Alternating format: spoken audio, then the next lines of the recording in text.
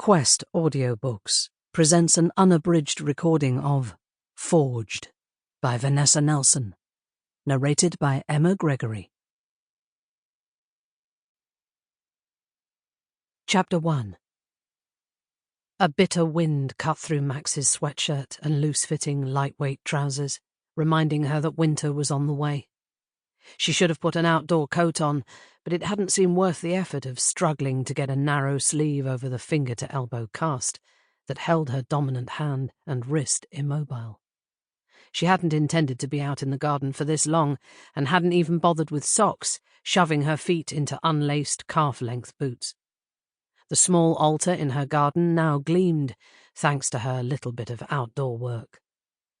The leaves that had covered the shallow metal dish had been removed, and the old clouded water replaced, so that the beaten surface of the vessel shone in the morning light. Even though she was cold from her uncovered head to her toes, it still felt good to be outdoors, with fresh air against her face. She paused for a moment, staring down at the altar, and feeling some calm seep into her. The altar was simple. Nothing more than the metal dish sitting on top of an old wooden stool. The local birds liked to use it as a bath from time to time. Max was reasonably certain that the lady wouldn't mind. The lady was supposed to love all creatures, no matter how small or humble. Max had never been quite sure about the extent of the lady's affection, but she could use some of her peace just now.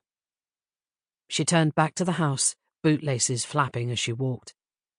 A pair of giant dogs ran past her as she headed for the kitchen door, caught up in some game that only they knew the rules to.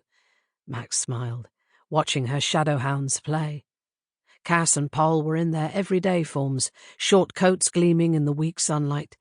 They seemed to be taking it in turns to chase each other, making a full circuit around the house before Max had reached the door. As she pushed the door open, the dogs barked. She stopped at once, turning to look for them.